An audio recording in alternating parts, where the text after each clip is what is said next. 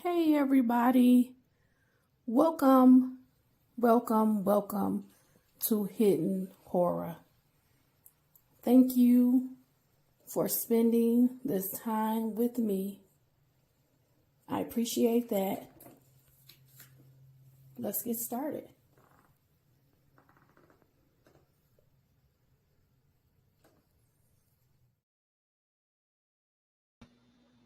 Hey everybody, welcome to Hidden Horror. I want to bring an update on a case.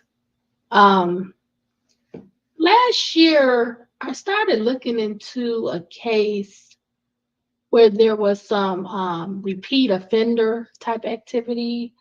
There was an older gentleman, a senior citizen. His name is Michael Kelley. He had repeatedly been found with child P.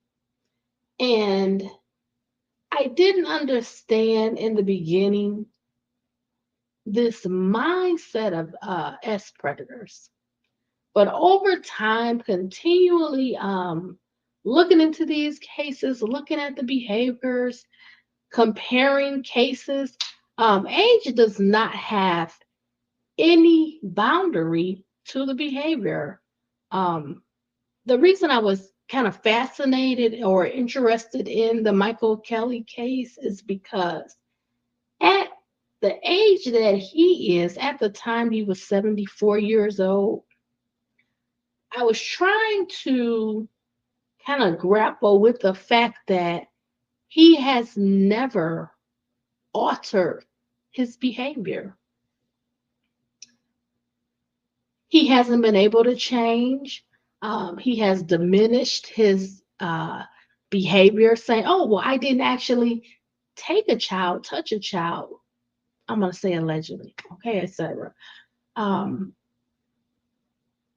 he doesn't feel that his behavior is bad or he should not be going through this process like he is a victim because he hasn't taken those steps.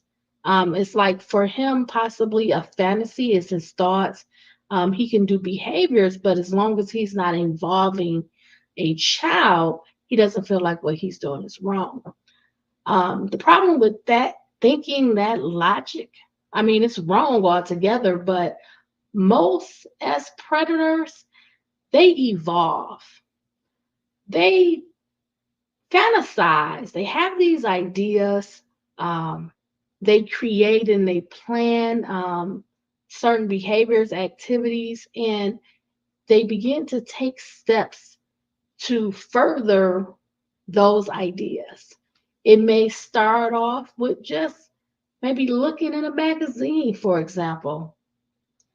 Then it could go to going and taking walks where you would know that your victim would be there. For example, like a elementary school. It may go to other actions such as going to a beach or an area where kids would be, maybe to a play area, a park. They will construct behaviors to place themselves around their victim. They may feel that, well, I haven't touched one, I haven't taken one, I haven't fully committed the act, so what I'm doing is not wrong. It's in my secret life. Um, it's something that maybe no one knows about. It's something that's hidden, and he may feel that he hasn't taken those steps to effectuate, for example, an abduction or assault. In the case of Mr. Kelley, which I found very disturbing, um, he had caught three individual cases like in a short period of time. And he's at an age where he may have some health challenges. So, what do you do with someone that's a senior citizen, but they're still breaking the law, committing crimes, right? Um, it's very it's very important to follow cases like this to see how they matriculate through the system, how they go through the criminal process, what type of sentencing, right? Would there be jail time? Would there be a tether? Would there be restrictions, etc.? Um, these as offenders, I don't want anyone to feel that there's a one type fit all. They could be young, they could be old, they could be women, they could be men, they could be in authority positions, they could be a police officer, they could be a teacher, who have access to a child, maybe a pastor, a priest, um, a gym instructor. If you volunteer, you may be on the choir or whatever. I don't want anyone to think that is above someone because of their position. It can happen within families. So I'm bringing this Michael Kelley case, and I know it's exhaustive, and it's been like we've moved a year, and I'm not trying to beat him down individually, but it's more important to see there is no age restriction. It's behavior that cannot be uh, changed. It cannot be curtailed. It can't be stopped. It's something that you know, I believe they feel they have an urge, and they seek out. And I have, aggressively brought this Michael Kelley case forward because I don't want anyone, you know, unaware, disillusioned, in a fantasy, or just not really acknowledging that it does not stop because you're older. You can have a repeat offender over and over and over and over again. You let them out, they do it again. In a lot of instances, they will then go and unalive their victim the next time because they don't want to go back to prison. So they'll just eliminate the chance that that victim can testify. But sometimes they'll be lucky with police and get video or witness. You know,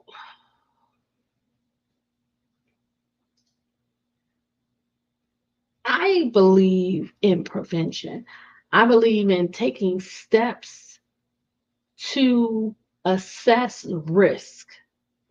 What are the vulnerabilities? Who's the vulnerable age?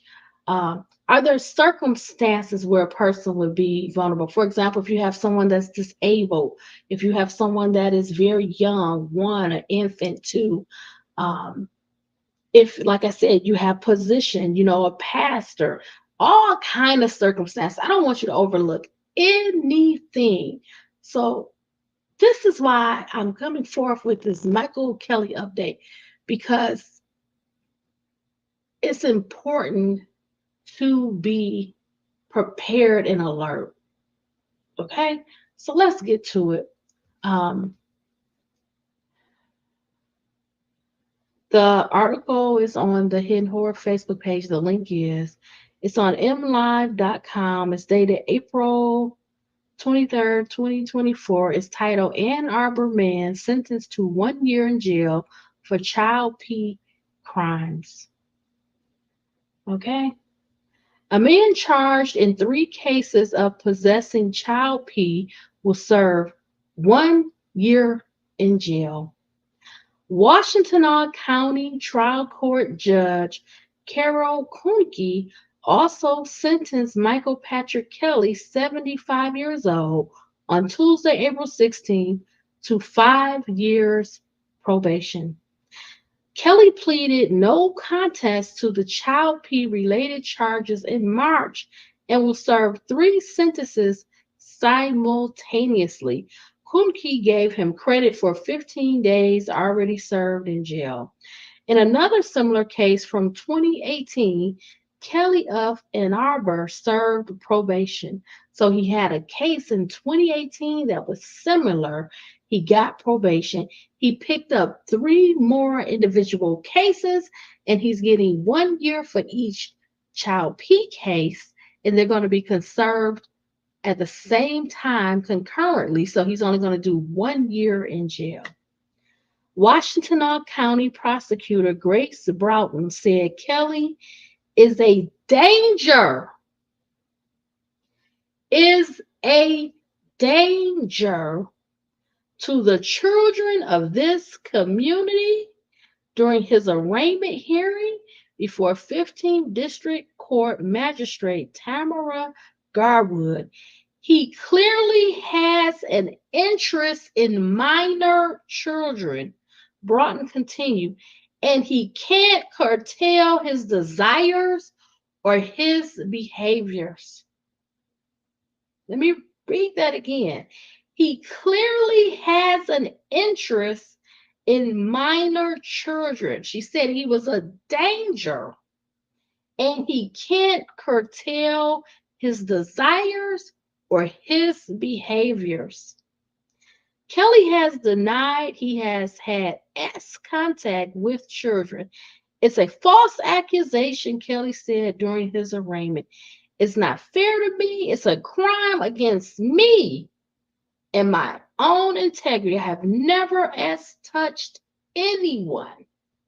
He doesn't see that it's a crime what he's doing with the child P. He doesn't see it. Kelley was arraigned in his second case in the 15th District Court by Magistrate James Cameron on Thursday, July 13th. The third case is from 2020. When Ann Arbor police came to arrest Kelley for violating his probation, they saw him run to a poster board and begin tearing down pictures, allegedly in an attempt to destroy evidence. Washington County Assistant Prosecuting Attorney Mariah Tana said during the second arraignment, police found pictures of prepubescent children in various stages of dress in his apartment attached to simulated genitals. Tana said,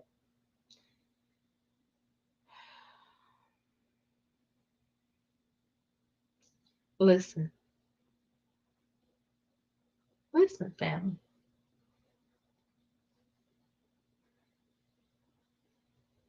I'm using this case merely as an example to reflect, to mirror out that you cannot overlook a person's age.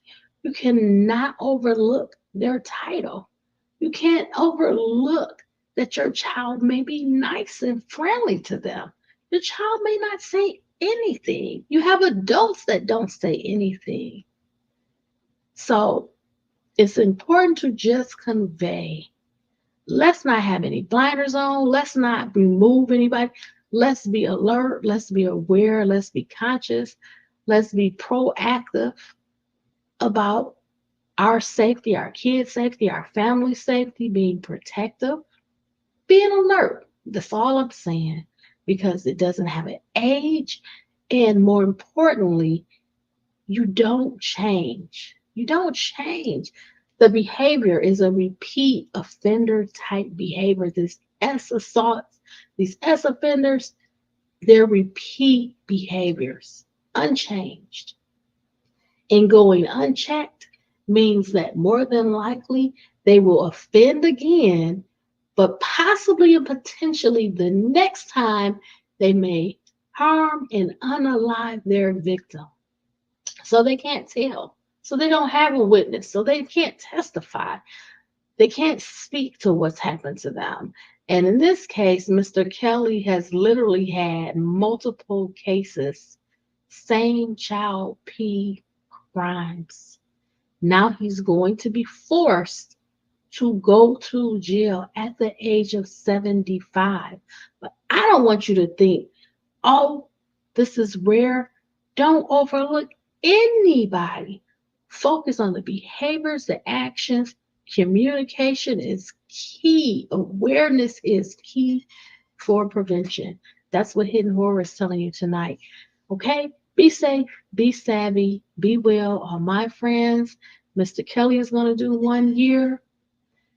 I hope that there is some change, some growth, some development, some help. However, this has been going on for years, probably longer, unchecked, unknown, hiding under the radar.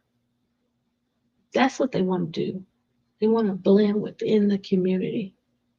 And you can't just take kindness, friendliness. That means nothing. Watch behaviors. Learn the mindset of these actors, these people.